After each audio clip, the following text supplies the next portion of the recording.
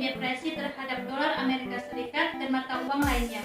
Dalam dunia perdagangan internasional, nilai tukar mata uang akan sangat berpengaruh terhadap neraca pembayaran. Hal ini terjadi bukan hanya karena kondisi perekonomian negara lain yang sedang maju, tetapi kebijakan pemerintah juga akan sangat mempengaruhi fluktuasi kurs.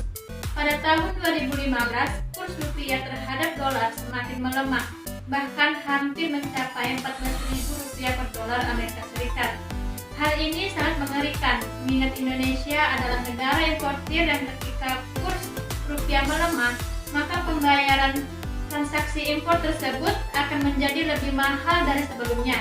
Bahkan rasio hutang Indonesia pun melonjak tinggi.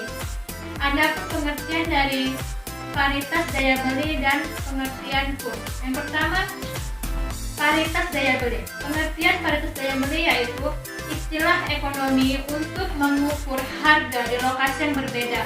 Hal ini didasarkan pada hukum satu harga yang mengatakan bahwa jika tidak ada biaya transaksi atau hambatan perdagangan untuk suatu barang tertentu.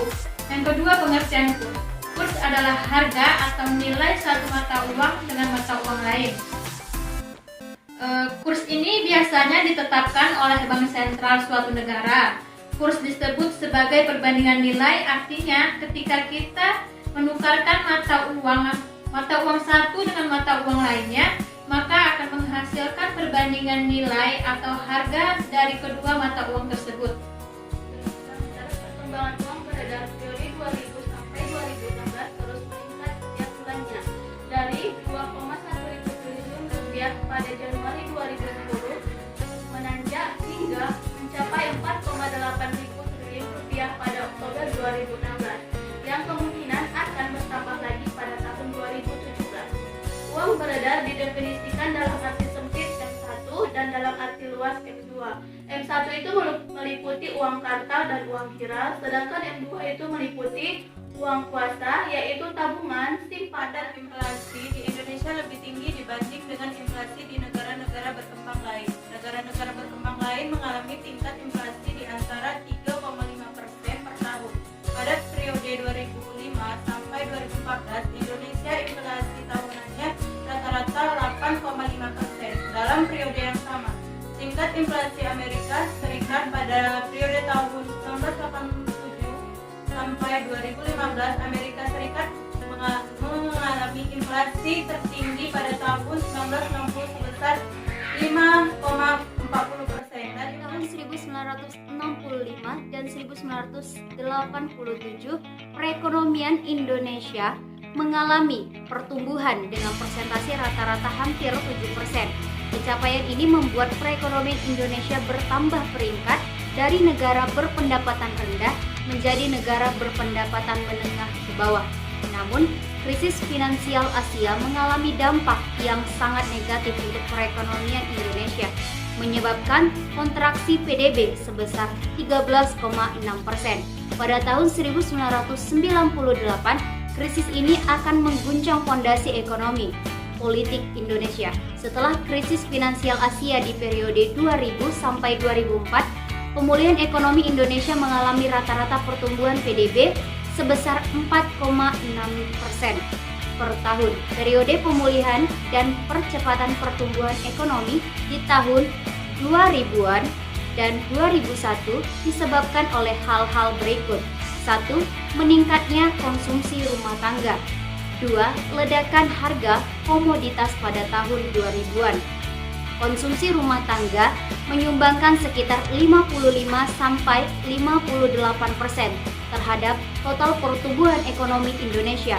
Maka, fluktuasi harga-harga komoditas itu memiliki banyak dampak yang langsung dan signifikan terhadap PDB Indonesia. Hal ini mengacu pada ketika harga komoditas tinggi, konsumsi rumah tangga juga akan tinggi. Laju pertumbuhan PDB Indonesia tahun 1961 sampai 2019 dari grafik tersebut menunjukkan volatilitasnya yang tinggi antara tahun 1960 dan 1990. Tetapi volatilitasnya seperti hilang setelah tahun 1990. Namun setelah itu menjadi lebih konsisten. maka ekonomi Indonesia jadi kurang bergantung pada perubahan harga komoditas yang bergejolak di pasar internasional. Di tahun 2000 sampai 2011, harga komoditas berpengaruh tren jangka panjang PDB. Kemudian antara tahun 2011 sampai 2015, suatu periode perlambatan pertumbuhan ekonomi sebesar 5,0%. Kementerian Perdagangan Amerika Serikat mengatakan PDB Amerika Serikat tumbuh 31,3% di triwulan ketiga tahun 2020. Pertumbuhan ini merupakan yang tertinggi dalam sejarah Amerika Serikat. Rekor pertumbuhan tertinggi sebelumnya terjadi pasca perang dunia kedua, tepatnya pada triwulan pertama tahun 1950, yakni sebesar 16,7%. Perekonomian Amerika Serikat secara teknis berada dalam resesi sejak Februari lalu, di mana pertumbuhan pada triwulan pertama tahun 2020 minus 5%. Laju pertumbuhan didorong oleh meningkatnya konsumsi dan aktivitas di sektor bisnis dan perumahan, serta ekspor. Perekonomian Amerika Serikat menguat di tengah-tengah pembatasan aktivitas akibat COVID-19. Sekitar 9 juta orang terjangkit COVID-19 dengan korban jiwa sebanyak 228.000 orang. Kedepannya, jalan pemulihan perekonomian terbesar dunia dengan nilai 21,2 triliun US dollar akan semakin berat seiring dengan meningkatnya kasus COVID-19. Sekitar 22 juta lapangan kerja yang hilang masih belum terisi kembali. Angka pengangguran tetap di 7,9%, 2 kali lipat dari level pra-pandemi, di mana jumlah pengangguran masih di kisaran 12,9 juta orang. Sektor konsumsi berkontribusi 68% terhadap PDB. Konsumsi pribadi naik 40,7%. Sementara penanaman modal dalam negeri naik 83%, ditopang investasi perumahan naik 59,3%. Secara persentase mentah, PDB Amerika Serikat terkontraksi 9% di kuartal kedua tahun 2020 dibandingkan tahun sebelumnya, dan minus 2,9% di kuartal ketiga tahun 2020. Berdasarkan estimasi yang telah dilakukan, maka diperoleh beberapa kesimpulan. Yang pertama, hasil estimasi jangka panjang menunjukkan bahwa variabel inflasi, produk domestik bruto, dan cadangan devisa dapat mempengaruhi kurs rupiah dan teori paritas daya beli yang dapat diterapkan dalam jangka waktu yang panjang. Yang kedua itu, hasil estimasi jangka pendek dapat menunjukkan bahwa variabel inflasi, produk domestik bruto, dan jumlah uang yang beredar dapat mempengaruhi kurs rupiah dan teori paritas daya beli dapat diterapkan dalam jangka waktu yang panjang. Hasil uji yang bertanda negatif dan menunjukkan bahwa variabel independen seperti inflasi, produk domestik bruto, jumlah uang beredar, dan cadangan devisa dapat kurs rupiah.